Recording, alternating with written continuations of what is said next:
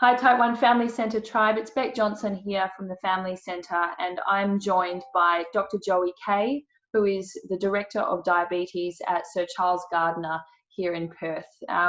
Dr. Joey Kay is a consultant endocrinologist, and he's a friend of the Family Centre and has been very supportive of our work. And we're very lucky to have him on today for a quick chat around COVID-19 and Type 1 diabetes, and that will be relevant to our patients. So Dr. Kay has been watching the COVID-19 pandemic unfold very closely, and we've been in touch around sharing some of his thoughts and his understanding of the risk profile for people with COVID-19 who have Type 1, and some of the key things that we can do and think about to minimise our risk, and also to manage the current state of play and life with Type 1 and in isolation at the moment, and some of the issues that might be coming up in relation to that. So, Joey, thanks for coming on for an interview. Really appreciate it. Pleasure. Thanks, Beck. Talk to me about what we were chatting about this morning. I know you've been attending a number of different talks. You've been watching the evidence roll out from China, from Italy, from the UK, with a particular lens around Type 1 diabetes. What have you learned? Alrighty, so I think most people know, but just as a little bit of background, the coronavirus that is pandemic at the moment is one of a family of coronaviruses, although this is novel. It emerged in China probably December and is very rapidly spreading globally. And there are some important issues in relation to people with diabetes, and some concerns, and a few things that I think we're learning and understanding. The virus itself, what I think we have to understand is that it is very prevalent and is a particularly contagious and easily caught virus, which is why we're seeing so much of it, and why the social distancing and current measures that are being taken are so important to try and slow down that rate of spread. Now, that being said, whilst it is a rapidly spreading virus, for most people it's actually a very mild illness, and probably the majority of people globally who do actually get coronavirus will never actually realise that they've had it, because they're either asymptomatic or they have very mild symptoms.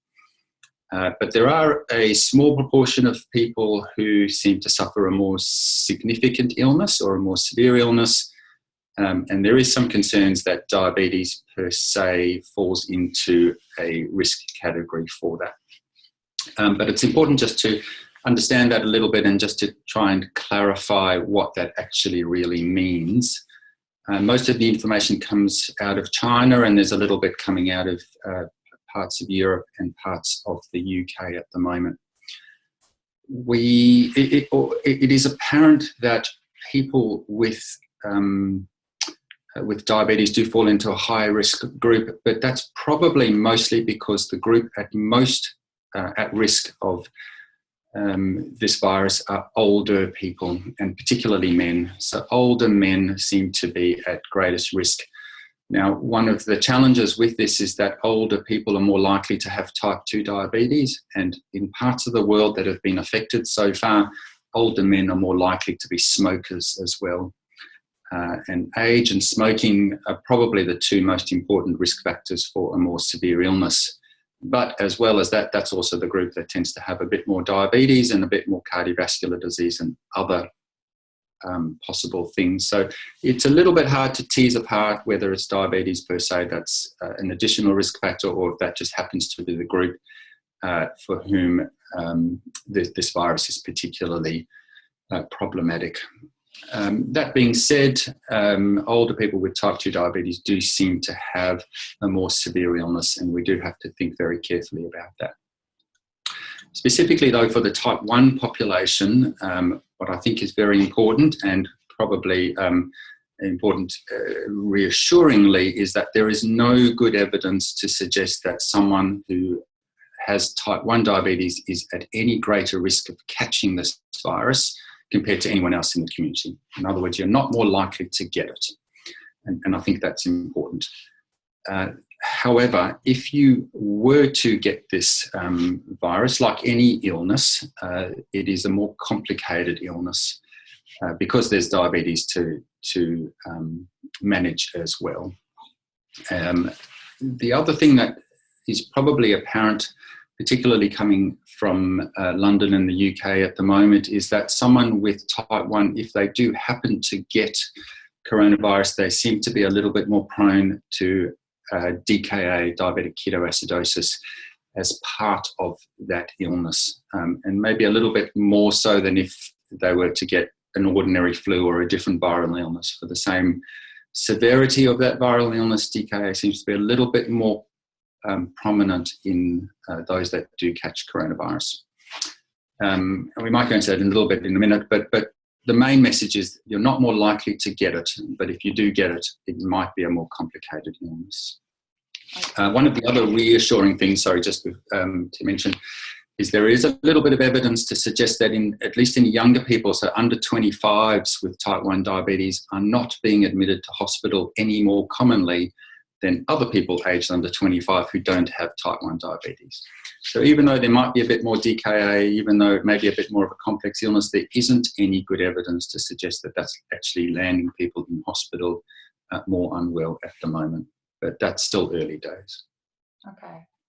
So that's an interesting take on and a better and a deeper dive understanding on, we see this conversation around underlying conditions and diabetes being that underlying condition, and that's been in the media a lot, and I think that has caused quite a lot of fear and anxiety in the type 1 community. However, I think what you really outlined is the importance of drilling down into the risk profile for different parts of the community, and that's really broken up on type 1, type 2 diabetes, also age, other comorbidities, other conditions that people might live with, and it's really important to be clear about the nuances in relation to the different risk profiles. Yeah, exactly right. So there is a lot of fear, there is a lot of anxiety, and there's a lot of worry out there. I know that parents of children with type 1 are particularly fearful and particularly anxious about their kids getting coronavirus. But actually, it's the older person who's more at risk. And I think age is the strongest risk factor for a problem with this virus. You're right, we do have to try and separate things. We're still learning about that, and I am anxious about the type 2 community. But as far as people with type 1 goes, it is probably a little different to what's being reported in the media. And in terms of that, once we've sort of cleared up that idea that people with type 1 aren't at a greater risk of catching it, but there could be a risk of a more complicated progression if they do get it, and DKA being in the mix there as the issue, what would be your advice around the recognition, the identification and management, and to prevent or mitigate DKA for people with type 1 if they do end up unwell in any way during this time with DKA? Yeah, so one of the things that I think is also very reassuring as we kind of work through this is the position that we are in Western Australia. I think Australia in general is doing quite well, but Western Australia particularly is doing very well in having been able to suppress the speed of transmission and to keep this out of general community spread. There's no suggestion in Western Australia at the moment that this virus is spreading through the community. Everyone who has it has either direct contact with someone or has come off a cruise ship or come from overseas. So we've been able to keep that under control and keep that suppressed, which has allowed for a whole lot of planning and preparation. At some point, there may well be some community spread, and this virus might enter the community. For the most part, it will be generally a mild illness, and most people will find that they either don't know or they'll get through it without too much trouble. But there is this little bit of concern that maybe people with type 1 are going to be a little bit sicker and might have DKA, and I think that that's something that we have to think about and prepare for. So we're lucky in WA that we've got a bit of time and we've got the ability to prepare and plan. And I think that's the most important part about what the next few weeks and months are going to look like. And so for someone with type 1, what I'm really suggesting that's important for them to do is just to refresh their minds and their memories about what DKA is, what sick days look like, how they recognise symptoms and when they're starting to become unwell, if that were to occur, and then particularly to have a really well-rehearsed plan and strategy of how am I going to respond to this? What am I going to do if I am feverish and unwell? What am I going to do if I'm feeling nauseated? What am I going to do if there's an element of vomiting? How do I know whether I'm developing ketones? How do I know whether that's getting better or getting worse? At what point do I need to do something? If I need extra insulin, how much do I have? Where is that insulin? Where am I keeping it? If I need extra fluids, if I need extra electrolytes, where am I going to find that? And being really well prepared, having gone through a sick day plan, rehearsed it, refreshed it, made sure that you have all of your right equipment and kits and stocks all somewhere where you know where it is, so that you don't wake up in the middle of the night trying to find and think about what's going on. You've thought it through and you can respond quite quickly, because I still think for the majority of people, if they do get sick, it'll be quite mild and they'll be able to manage quite comfortably at home as long as they're prepared and planned. That being said, equally, there is this chance of a bit more DKA, and you need to be able to say, well, is this safe for me to continue to manage at home? Or at what point should I go out and seek some medical intervention? And measuring ketones, understanding what those levels mean, and at what point do I think this is beyond my ability to manage at home, or things are not going the way that they should be. I need to go out and seek some help. I think that's really important. So having a good plan, having all of your stocks, knowing where they are, and just reminded and refreshed that so that you're not having to start from scratch at a time when people are going to be anxious and stressed about what's going on. And the same applies, because I think at the end of the day, there's not a lot of coronavirus in WA, and we're lucky in that hand. And if something's going to happen, it's more likely to be something else. It might be just a general flu, it might be a bit of food poisoning, it might be all sorts of other things that go on. But there's a lot of anxiety, is this coronavirus, is it something else? And just being able to be calm and prepared and manage what you need in terms of insulin and electrolytes and fluids, etc., I think is really important. Thank you, Joe. I think that's really useful information, and particularly that preparedness piece. The last thing you're going to be able to do if you're feeling really unwell and your blood sugar is elevated is think straight around, how do I manage this? And that is not the time to be putting in place a sick day management plan. The time is now, today, especially if you are working from home and you may have a little bit of extra time instead of your work commute. You could put together something like this. Contact your diabetes educator if you don't have one. We now have telehealth appointments. Amy Rush here at the Family Centre is bulk billing telehealth appointments. If you do need to call, we can help you with this. There are plenty of resources out there online as well if you need to understand what a sick day management plan is. We refer to the Baker Institute plan, and I know that you've got a few resources up your sleeve as well, Joey. Have you got anything that, if people are unaware or don't have a sick day management plan, what would be your advice and where to look and how to make that happen over the coming days? So there are a couple of good ones. The NDSS website has a fairly simple, easy to read, follow one, which I think is just a good place to start, just to kind of get your head around something. The ADEA website have one, and the Baker IDI is a good one. They're more sophisticated, and you can be more detailed about putting in insulin adjustments and pre-preparing exactly what you might do. But any of them are good, and the most important thing is, as you say, just being prepared, having run through one and understood it. I absolutely think that being in touch with someone like Amy and a good diabetes educator is really important as well, just to run through some of the nuances of it, particularly people who might feel like they have other risks, the older person or someone with a bit more unstable control, or who have other comorbidities, other immunosuppression. Just if you are feeling a little bit more vulnerable, then talking it through and running through a plan and a strategy well before anything that happens, I think, is important. I think it's important to understand that this virus is going to be with us for months and months until we either get a uniform vaccine where we can vaccinate the whole community, or it gradually runs its course through the bulk of the community. It's going to be around for a long time. It's not going to disappear in 2 or 3 weeks. And we're going to need to maintain all of those strategies to minimise exposure and minimise risk, but also really understand what to do if other things were to crop up. Okay.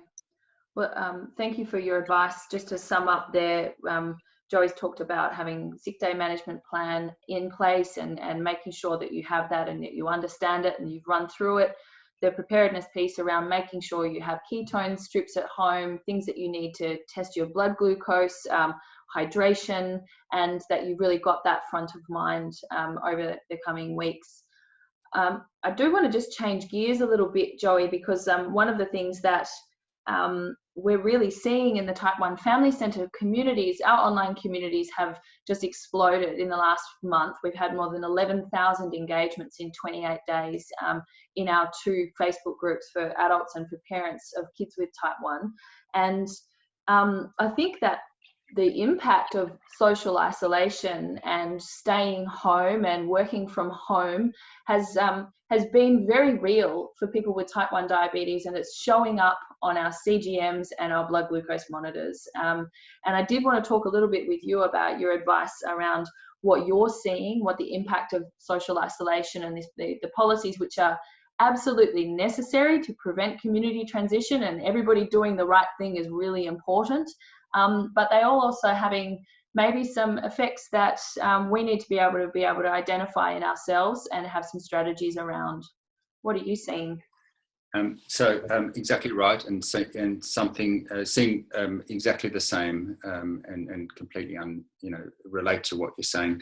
There's some nice data coming out of China as well. They've had nearly 3 months of lockdown in Wuhan, and have got a very similar experience. And what was interesting about that in relation to people with diabetes is, whilst it's absolutely critical to keep on top of this virus, and I think it's the one thing that will give WA such an advantage over places like Europe and the US, but it does mean that we are going to be faced with this sort of social isolating for a longer period of time.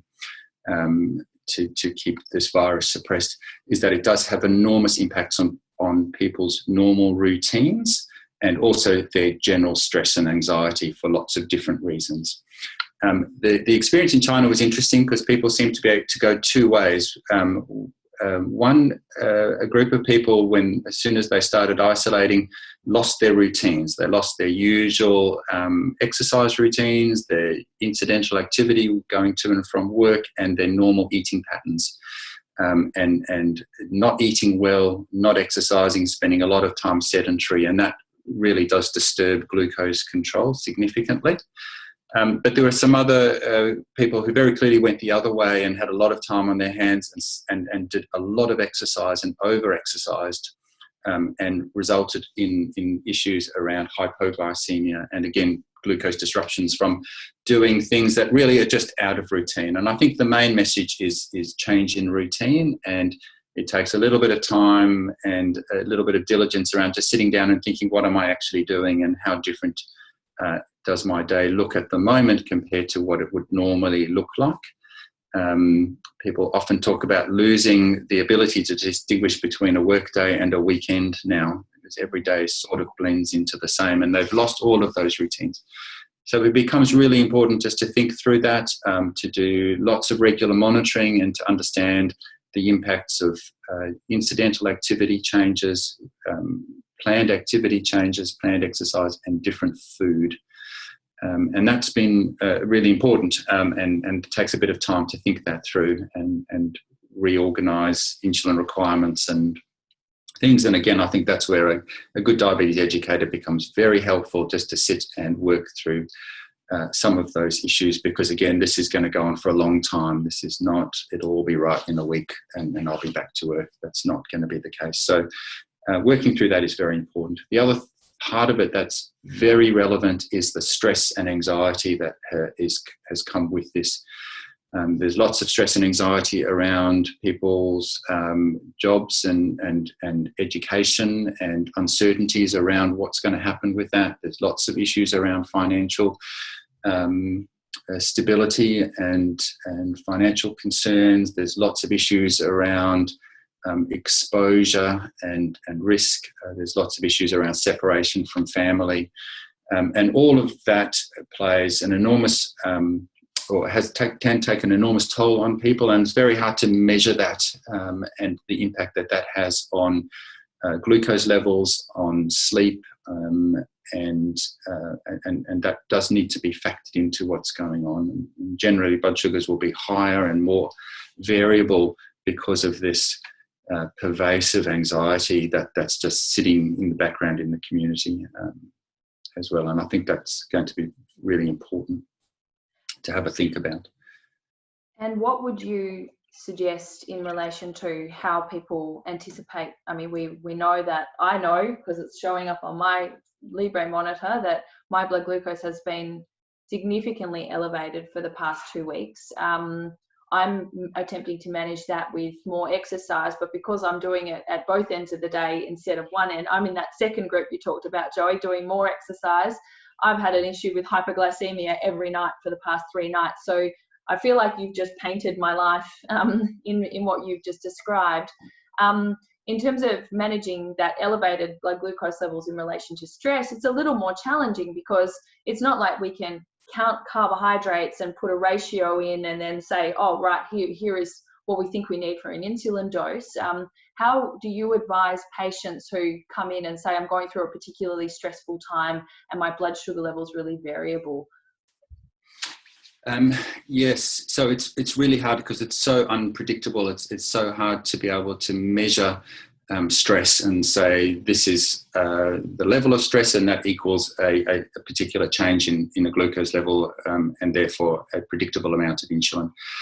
I think the most important thing is to recognise that this is a stressful time, irrespective of whether people have diabetes or something else, but it is a stressful time. It's not a holiday. It's not just sitting at home enjoying myself. I think people really have to recognise that it is stressful, and all of those stress hormones will generally produce elevated blood sugars and insulin resistance, and there's a need to adjust insulin accordingly. There occasionally, though, some people will actually see a reduction in their blood sugars and hypos, and we've had a couple of people, in fact, have had to back off on their insulin as part of that stress, and that may be because they're not eating as much or other things. So number one, I think just recognise that it is stressful and be prepared to adjust every day, and accept that it is changeable. Don't be so harsh on yourself. Don't overjudge when things go wrong. That's not always within your control, and I don't think you should be judged harshly for a blood sugar that happens to go up or happens to go down. We're aiming for a safe range. I don't think we should be aiming for very aggressive glucose control. That's number one. Number two, I think, is to control the controllables. There are probably some things that we can regulate and have some control over that I think will impact and help smooth things out. One is exercise. I think exercise is going to probably be the most important thing that's going to keep people sane. But it needs to be thought about, it needs to be routined, and it needs to be predictable. And so you understand what the requirements and the insulin adjustments are. So exercise, I think, is crucial. Diet is obviously crucial as well. It's very easy, and I'm guilty of this, is just spending too much time in the fridge. When you're home, it's just there, you know? Yeah, exactly. Sort of like So it's easy to overeat, and it's easy to eat the wrong things. And I think now this is a particular time where one has to be mindful and diligent around what you're eating, and just being careful. And I might come back to that point in a minute as well. So diet is really important, and not overdoing the refined carbohydrates, particularly the sort of things that will really kind of spike your blood sugars. I think is critical. Sleep is the third thing. Disturbed sleep and too little sleep, staying up late playing computer games or watching Netflix or something, will really impact on people's glucose control, and that's well established. So too little sleep and interrupted sleep will produce insulin resistance and disturbed glucose control the next day, and interrupted sleep results in carbohydrate craving the following day. That's well recognised as well. So if you sleep bad but your blood sugars are higher the next day, you eat more, and that worsens the whole scenario. So having really good sleep habits, having really good sleep routines, as you would if it were a normal work day, not staying up late, not playing computer games or watching TV or something in the middle of the night, that sort of thing. Sleep is really important. And the fourth thing, which is equally, I think, just important, is sunlight. The sun regulates our circadian rhythms and our metabolic processes, which doesn't happen to the same extent with artificial light. And we can get lost in this idea that we're at home and therefore we're stuck inside, sitting on the couch watching TV. And it's really important to take whatever opportunity you can to get outside. Even if you're just sitting outside, you don't have to be outside exercising. You just need to be outside just for, you could exercise, you could garden, but you could just sit outside. But sunlight is really important. So having a normal routine and getting out and getting some sunshine, eating well and sleeping well, those are the things that you can control. You can't control everything. But the more you get that right, the smoother I think things will be. The little point I wanted to make just about being careful with food, the same applies to things like alcohol and anything that can really disrupt your glucose control, that might land you with a little bit of hyperglycemia and then a bit of ketosis and then a bit of nausea. I think we have to just be really careful with. We want to try and minimise exposure to coronavirus, and we want to minimise exposure to other illnesses like the flu and whatnot. But anything that we can do, I think, to minimise the risk of really disturbed glucose levels, which might produce a bit of nausea or might produce a bit of ketosis, and then suddenly people are unwell and thinking about, should I go to hospital, etc., etc. I think it's really important just to be mindful of that and the things that you can do. So not missing insulin, for example, people on pumps changing their sets regularly, not trying to let their set go on for too many days. Just being careful with that sort of thing to minimise the risk of marked swings in blood sugars, I think is really important as well. Thank you, Joy. I think that is all really good advice that really builds out on what we often get, which is a conversation around insulin therapy, and really brings in those other key aspects that have such profound influences on our blood glucose, exercise, but also that key point about making sure that it's routine, food in particular when we are potentially at home and the fridge is there, having snacks on board that aren't going to really spike your blood glucose levels. If you do find yourself eating more frequently, trying to put a little bit more of a habit or a routine in around when you're eating, sleep and sleep hygiene, particularly with how much screen use we're getting at the moment. I very rarely use screens in the evening, but now I'm connecting with my friends on Zoom over dinner, and so I'm getting blaring blue light off my laptop over dinner and well into the evening now, and I'm noticing that's impacting my sleep, and also trying to get outside and getting that critical sunlight to help make sure our circadian rhythms are on point. Alcohol use, I'm interested that you picked that up. A friend of mine works at the local bottle shop, he's not my friend because he works at the local bottle shop. He was my friend before. But he said he reckons he's lifting 100 cartons a day at the moment. And people are really using alcohol as a coping mechanism. And so I think that's a key point around not those unhealthy behaviours that we can avoid right now that are going to keep us out of hospital and keep us safe. The thing that I think is really important to pick up is, if there is any time to dial in your diabetes management and really focus on getting diabetes on point and managing your blood sugar level, it's now, and we potentially have the time to do that.